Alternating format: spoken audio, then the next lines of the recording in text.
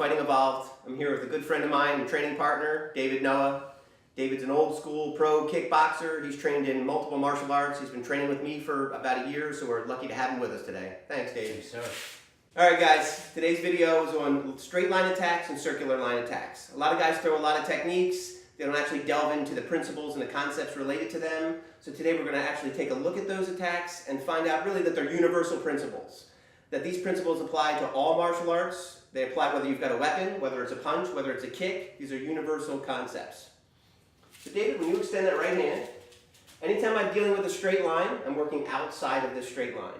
Here I'm going to parry that. If David comes again with that rear hand, I may slip. If he comes with the rear hand, he's got a weapon, I may work outside with 2-on-1. I'm always looking to work outside of a straight technique. One of the advantages to this is when I'm dealing with this straight line, I'm zoning away from his other hand or his other leg. That's very important. Something else that's important to note with straight line attacks is it takes very little energy for me to parry this technique offline. The harder David comes, the easier it is for me to move this particular technique. If I were to try to parry inside, David's going to engage all of this musculature. It's going to be very difficult for me to move this offline. Chances are I'm going to pull this technique directly into my face. Now when we look at a circular attack, when David throws this circular attack, I want to work inside of a circular technique. So he's going to throw that one more time. Even though I'm bobbing and weaving and I'm working from inside to outside, I'm initiating the movement inside of a circular technique. When he throws a lead hook, which is circular, I'm going to cover and I'm going to work inside of that circular line. Again, this principle applies to legs. It applies to if David had a tire iron and a baseball bat, would be the exact same theory. Something else you want to note with circular lines is where the power is. So when David throws this circular strike, if I'm right here, that's his maximum power. Anytime I'm addressing a circular angle, I want to move forward and minimize his power band.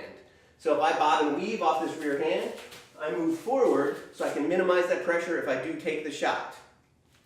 Anytime that I'm going to deal with a circular technique and I want to engage the line directly, I want to try to get my body as parallel as possible. So if David were to throw a rear leg tie kick and I shield that, the reason I'm opening my hip and changing my position is I need to get my body parallel to that circular line in order to be able to deal with it. If I got lazy and I went to check this kick and David threw this and I didn't get parallel, he's going to come right through and drive through to my supporting leg.